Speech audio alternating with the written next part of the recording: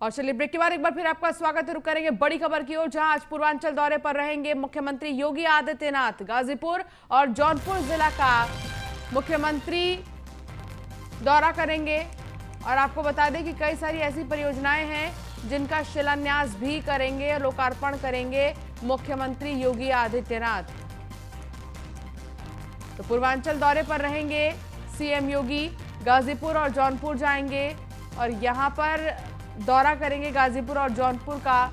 कई सारी योजनाओं का शिलान्यास और लोकार्पण भी करेंगे। इसको लेकर तैयारियां लगभग पूरी हो गई हैं। गाजीपुर और जौनपुर दोनों ही जगह जनसभा को वो संबोधित भी क्योंकि करेंगे, तो उसके लिए भी एक अच्छी खासी व्यवस्था की गई है ताकि ज़्यादा से ज़्यादा लोग इकट्ठा हों और उनसे मुख्यमंत्री बातचीत कर सके।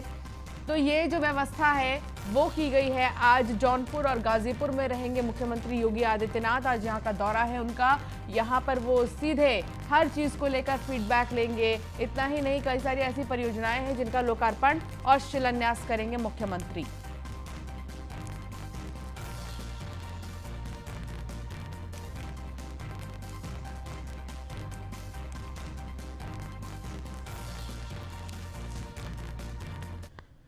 अश्विनी द्विवेदी हमारे संवाददाता लखनऊ से हमारे साथ जुड़ गए हैं और देवेंद्र खरे हमारे संवाददाता जौनपुर से हमारे साथ जुड़ गए हैं। अश्विनी, सबसे पहले आपसे सवाल, आज मुख्यमंत्री का पूर्वांचल दौरा है, दो जगह वो जाएंगे, गाजीपुर भी जाएंगे और जौनपुर भी जाएंगे। सबसे पहले पूर्वांचल के दौरे के पीछे के मायने क्या हैं वो समझना चाहेंगे। पूर्वांचल का दौरा है तो ये मान लीजिए कि 2022 की तैयारी शुरू हो चुकी है। भाजपा पूरे चुनावी मूड में आ चुकी है। हालांकि ये लोकार्पण शिलान्यास की बातें हैं, लेकिन सच्चाई तो ये अगर माने तो कि चुनावी जनसभाएं शुरू हो चुकी हैं, चुनावी प्रचार शुरू हो चुका है और भाजपा ने ये आज से नहीं, पिछले 6 महीने पहले से कार्यक्रम शुरू कर दिए थे। बाकी जो पार्टियां हैं अभी दूर दूर तक प्रचार और प्रसार के मामले में भाजपा से काफी पीछे हैं। चाहे समाजवादी पार्टी हो, अभी भी उसके जो राष्ट्रीय अध्यक्ष अखिलेश यादव सिर्फ और सिर्फ ट्विटर से ही सरकार को घेर रहे हैं। चाहे प्रियंका गांधी हो, ट्विटर से घेर रही, मायावती हो, ट्विटर से घेर रही हैं। जमीन पर उतर कर ना तो वो प्रचार प्रसार उतने कार्यकर्ता उतनी तेजी से कर पा रहे हैं, ना ही उतने बड़े उनके पास चेहरे हैं, क्योंकि भारतीय जनता पार्टी के पास चेहरे, मुख्यमंत्री खुद एक बड़ा चेहरा है। उसके अलावा बात करें तो उप मुख्यमंत्री हैं केशव प्रसाद मौर्य, वो पिछड़ों के बड़े नेता माने जाते हैं। इसके अलावा जो अमित शाह, प्रधानमंत्री मोदी, जेपी नड्डा, ऐसे तमाम एक लंबी लिस्ट है जो अपने आप में एक बड़े नेता हैं और जिनके इसे इशारे पर तमाम वोटर इधर से उधर हो जाएंगे। निश्चित तौर पर अभी भी तमाम पार्टियां काफी पीछे भाजपा से हैं और मुख्यमंत्री लगातार दौरे कर रहे हैं। चाहे कोविड काल के दौरान की बात करें, उन्होंने 60 से ज्यादा जिलों के दौरे किए थे, बाकायदा वहां की जानकारी ली थी कि कैसे हालात है। उसके बाद अब फिर एक बार पूरे प्रदेश के दौरों के लिए मुख्यमंत्री एक्टिव हो चुके हैं, जिसमें पहले कई जिलों के दौरे कर चुके हैं और आज जो है जौनपुर और गाजीपुर का दौरा है। निश्चित तौर पर इसमें तमाम जो वहां के लोग हैं उनको सौगातें मिलेंगी, शिलान्यास होंगे, तमाम लोकार्पण होंगे। कहीं ना कहीं 2022 को लेकर के अभी से ही तैयारियां शुरू कर चुकी भाजपा और सौगात देना शुरू कर चुकी, क्योंकि अगले कुछ महीनों में ही आचार संहिता लग जाएगी। ऐसे में तमाम जो काम, जो योजनाएं हैं वो सरकार जो है रिलीव नहीं कर पाएगी जनता के लिए। तो ऐसे में मुख्यमंत्री अभी से एक्टिव हो गए हैं और पूरे चुनावी मूड में आकर के आज का दौरा कर रहे हैं। जी देवेंद्र खरे हमारे संवाददाता जौनपुर से जुड़े हैं। देवेंद्र, आज जौनपुर का दौरा करेंगे मुख्यमंत्री योगी आदित्यनाथ और एक जनसभा को संबोधित भी करेंगे। क्या कुछ तैयारियां की गई हैं इस वक्त और कितने लोगों की तैयारी की गई है, कितने लोग शामिल हो सकते हैं जनसभा में?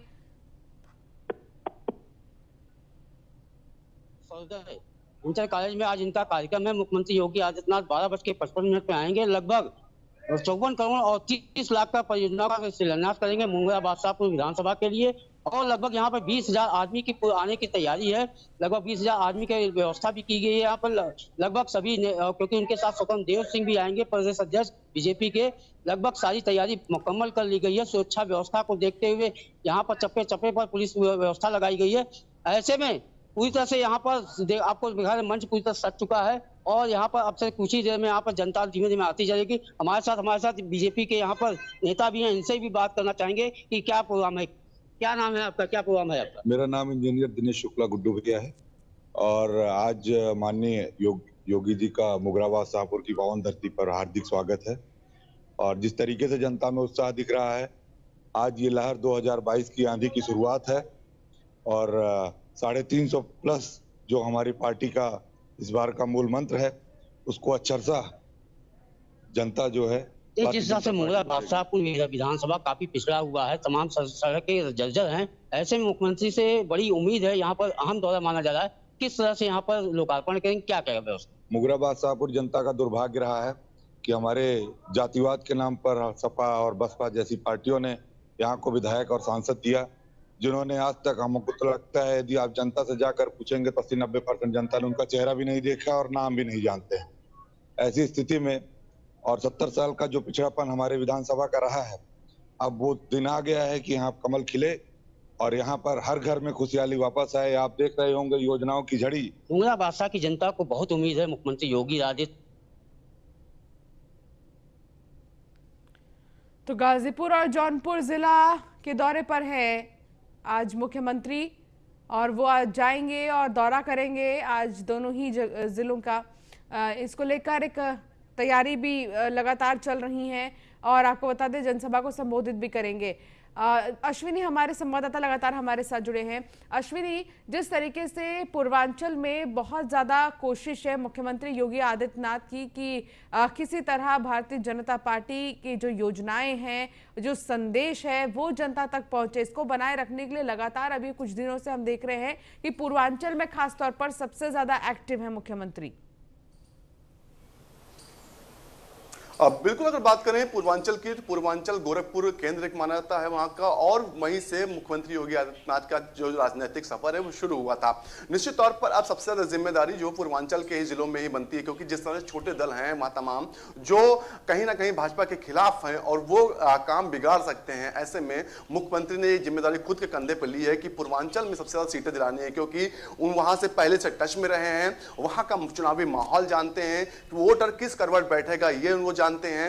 इसको लेकर के पहले उन्होंने जो सारा दिमाग, अपना ध्यान है वो पूर्वांचल पर लगाया हुआ है और लगातार वहां उसी क्षेत्र के दौरे भी कर रहे हैं। निश्चित तौर पर तमाम पूर्वांचल जिलों के दौरे कर चुके हैं, आगे आने वाले दिनों में करेंगे। अगर बात करें जिस तरह से आजमगढ़ के आसपास का क्षेत्र है, मऊ का क्षेत्र है, ये ऐसे क्षेत्र है जहां पर कहीं ना कहीं भाजपा थोड़ी सी सीटों पर कमजोर पड़ रही है, तो ऐसे में नहीं चाहते हैं मुख्यमंत्री कि वहां पर कमजोर पड़े। जौनपुर है जहां पर कुछ बाहुबली है पुराने हैं, उनका दबदबा है, उसको खत्म करना चाहते हैं मुख्यमंत्री, खुद जाकर के वहां का माहौल पूरा समझ रहे हैं और निश्चित तौर पर आने वाले चुनाव में उसका फायदा भी मिल सकता है। आज जिस तरह से भी जिला पंचायत अध्यक्ष चुनाव हुआ जौनपुर में, देखा गया किस तरह से क्या हुआ, उसके बाद मुख्यमंत्री नहीं चाहते हैं कि कहीं पर भी कोई भी सीट किसी अन्य पार्टी को मिले, क्योंकि एक बड़ा चेहरा मुख्यमंत्री खुद है, सारी जिम्मेदारी और 325 से ज्यादा सीटें लाने का इस बार दम भर रही है भाजपा।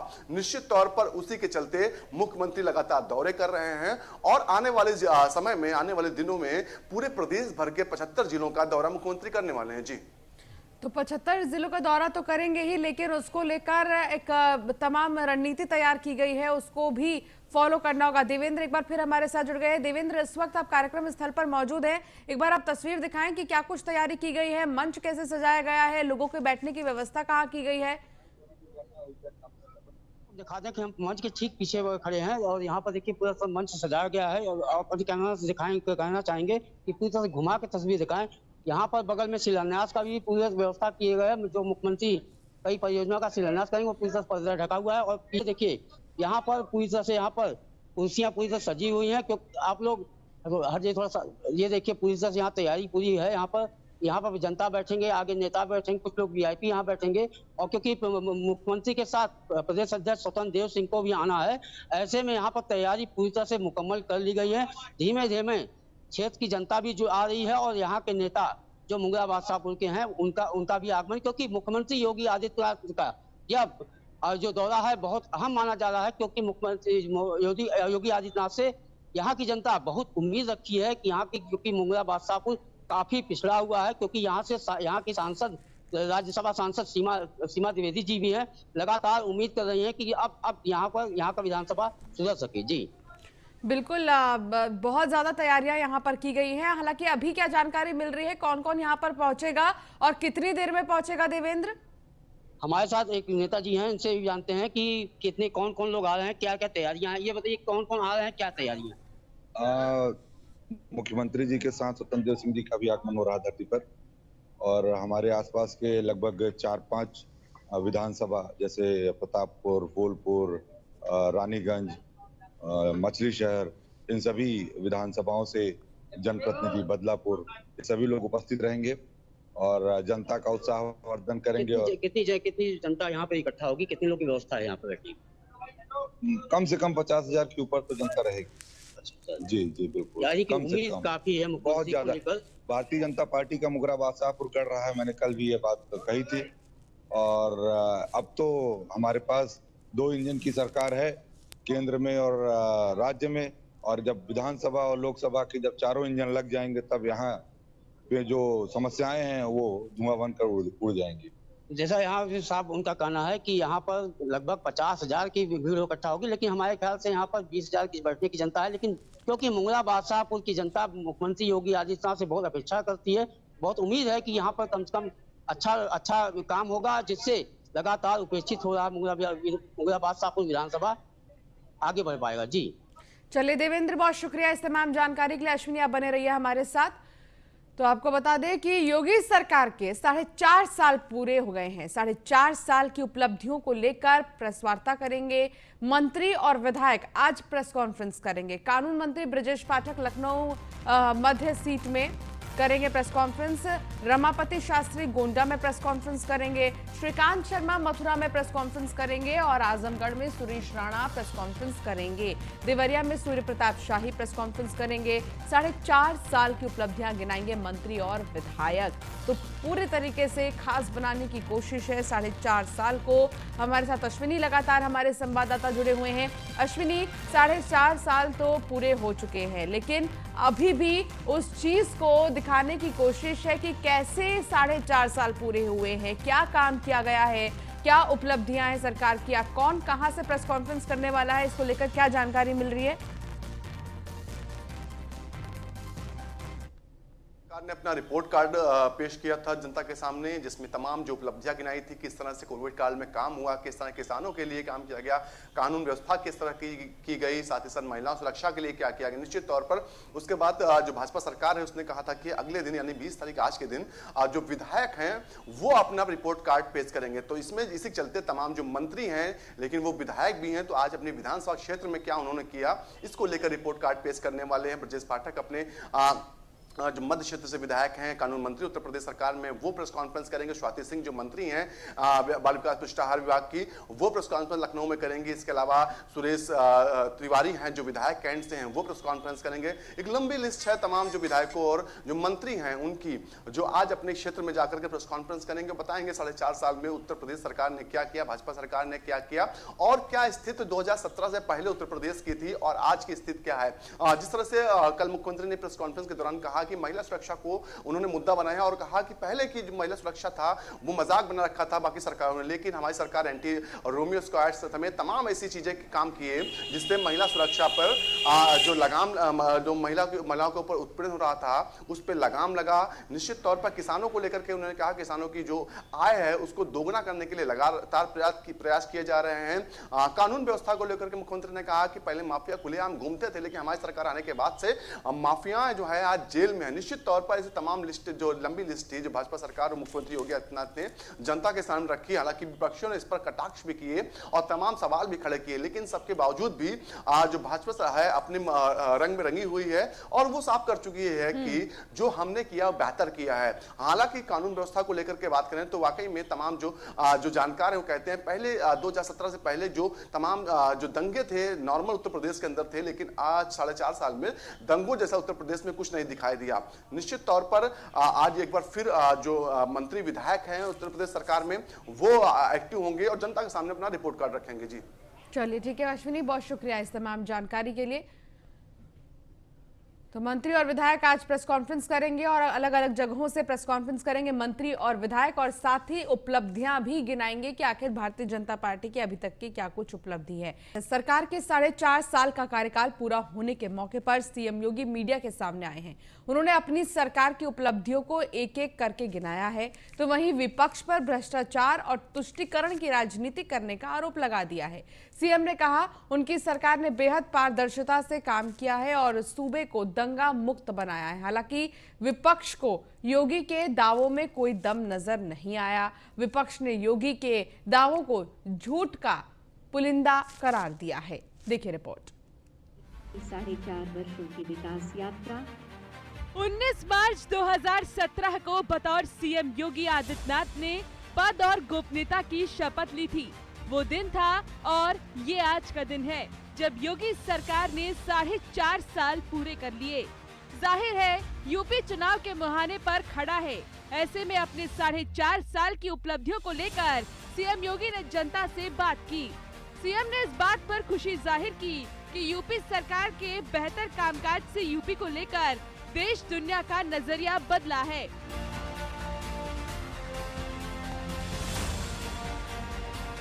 सीएम ने कहा कि उनकी सरकार ने सुशासन के मोर्चे पर बड़ा काम किया है।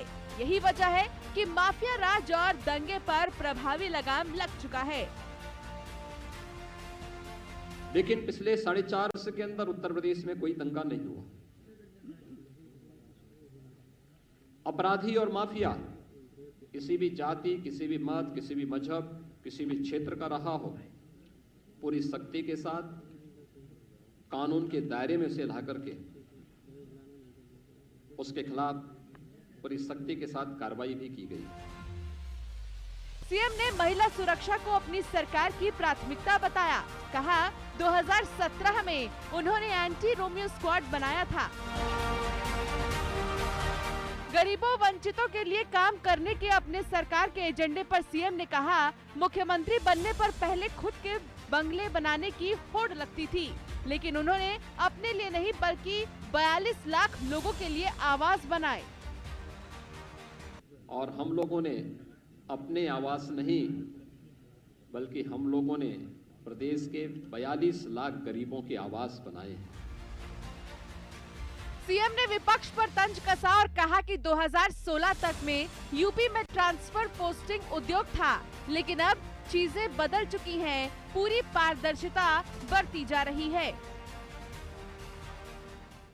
प्रदेश के अंदर पारदर्शी भर्ती की प्रक्रिया को आगे बढ़ाया। 4.5 लाख नौजवानों को प्रदेश के अंदर सरकारी नौकरी दी गई। हर नौजवान को उसका हक देने का कार्य प्रदेश के अंदर किया गया था। ये सभी नियुक्तियां वर्षों से लंबित थी। वहीं सपा मुखिया ने योगी सरकार के प्रोग्रेस रिपोर्ट को झूठ का फूल बताया। अखिलेश यादव ने ट्वीट किया, 54 गुजरे 6 महीने बचे इस दम्भी सरकार के किसान, गरीब, महिला व युवा पर अत्याचार के बेरोजगारी, महंगाई, नफरत व ठप कारोबार के बहकावे, फुसलावे वाली जुमलेबाज सरकार की नहीं चाहिए। ऐसी सरकार जिसका सच है ठग का साथ, ठग का विकास, ठग का विश्वास और ठग का प्रयास। #झूठ का फूल।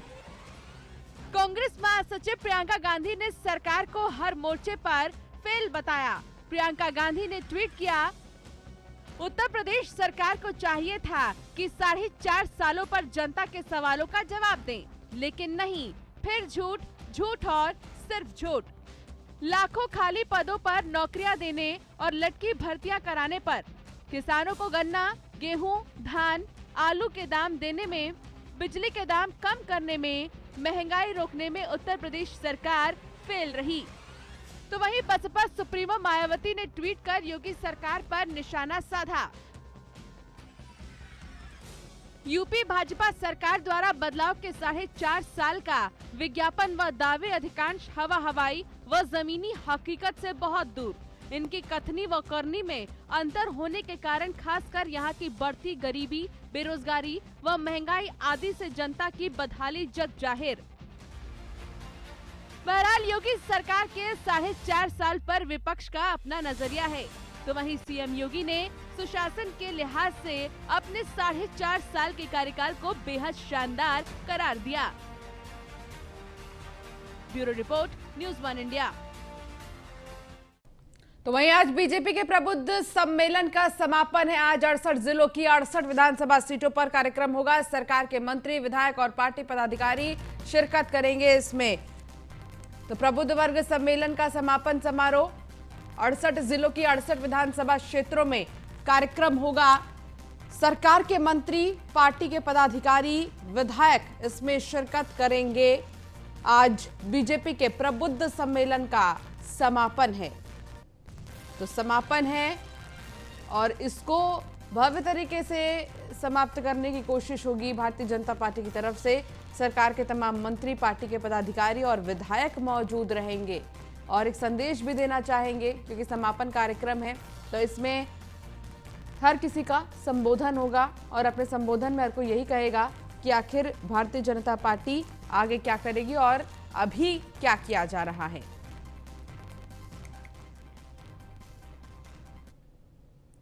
और इस बीच एक बड़ी खबर आपको बता दें, अतीक अहमद से मिलने साबरमती जेल जाएंगे ओवैसी। अहमदाबाद साबरमती जेल में बंद अतीक अहमद से मिलेंगे। आगामी चुनाव को लेकर अतीक अहमद से चर्चा करेंगे। बीते दिनों मुख्तार को भी टिकट देने की कही थी बात। दोपहर में प्रेस कॉन्फ्रेंस भी करेंगे असदुद्दीन ओवैसी। टैगोर हॉल में पार्टी पदाधिकारियों, कार्यकर्ताओं को वो संबोधित करेंगे। आगामी चुनाव को लेकर अतीक अहमद से वो चर्चा करेंगे। इससे पहले आपको बता दें कि वो मुख्तार को भी टिकट देने की बात कह चुके हैं कि जहां से मुख्तार लड़ना चाहेंगे वहां से टिकट दे दिया जाएगा। और अब अतीक अहमद से मिलेंगे। दोपहर में प्रेस कॉन्फ्रेंस भी करेंगे असदुद्दीन ओवैसी और प्रेस कॉन्फ्रेंस में वो क्या बोलेंगे ये देखने वाली बात होगी। टैगोर हॉल में पार्टी पदाधिकारियों और कार्यकर्ताओं को वो संबोधित करेंगे। अतीक अहमद से मिलने साबरमती जेल जाएंगे असदुद्दीन ओवैसी। लेकिन असदुद्दीन ओवैसी का अतीक अहमद से मिलना बहुत ज्यादा अहम माना जा रहा है। इसके पीछे के मायने भी बहुत ही ज्यादा खास हो सकते हैं क्योंकि चुनाव है और लगातार जो ये पार्टियां हैं वो यही सोच रही हैं किसी तरह गठजोड़ कर इस बार चुनाव में चुनावी मैदान में उतरा जाए। और ऐसे में असदुद्दीन ओवैसी की तरफ से लगातार बातचीत का जो दौर है वो जारी है।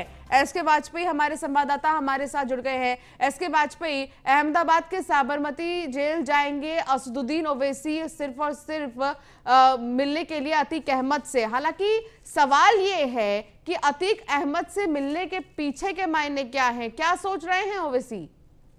बिल्कुल, अगर हम देखें तो उत्तर प्रदेश में चुनाव होने हैं और कहीं न कहीं अतीक अहमद हो या मुख्तार अंसारी हो, मुस्लिमों के लिए एक बड़ा नाम जरूर है। और जिस तरीके से उन्होंने पूरे प्रदेश भर में माफिया राज बनाकर रखा था, कई उनके ऊपर मामले थे, कई धमकी, हत्या और रंगदारी जैसे कई मामले दोनों माफियाओं पर दर्ज है, जिसके बाद उत्तर प्रदेश सरकार ने कार्रवाई की है। हालांकि अतीक अहमद के नेटवर्क को उत्तर प्रदेश में तोड़ने के लिए वो अतीक को लखनऊ से बाहर अहमदाबाद की साबरमती जेल में रखा गया है।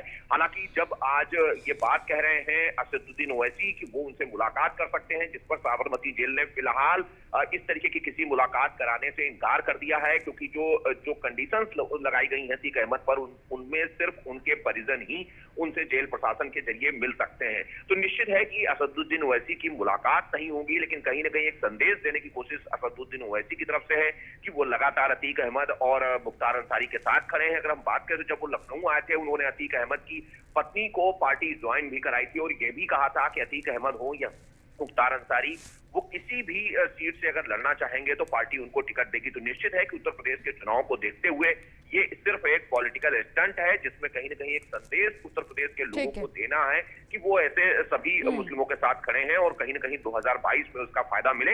इसके लिए असदुद्दीन ओवैसी ने एक पॉलिटिकल स्टंट जरूर किया है। जी बिल्कुल, तो ये पॉलिटिकल स्टंट ही कहा जाएगा। बहुत शुक्रिया एसके वाजपेयी इस तमाम जानकारी के लिए।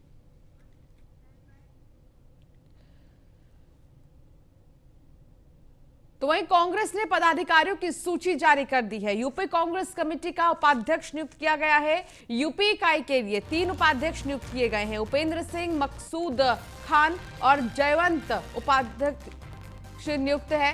11 अतिरिक्त महासचिव नियुक्त किए गए हैं। तो यूपी कांग्रेस कमेटी का उपाध्यक्ष नियुक्त किया गया, 3 उपाध्यक्ष नियुक्त किया गया है।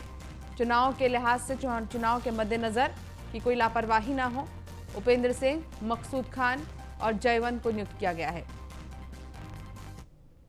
और फिलहाल इस बुलेटिन में इतना ही। आप बने रहिए न्यूज़ 1 इंडिया के साथ। नमस्कार।